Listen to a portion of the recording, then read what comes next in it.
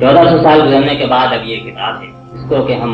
پڑھتے ہیں لیکن اکثر یہ محسوس نہیں کرتے کہ اس کی ہر آیت کا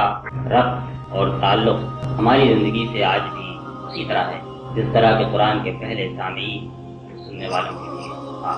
اور ہونا چاہیے، اس لیے کہ ہمارا یہ ایمان بھی ہے اور یہ دعویٰ بھی ہے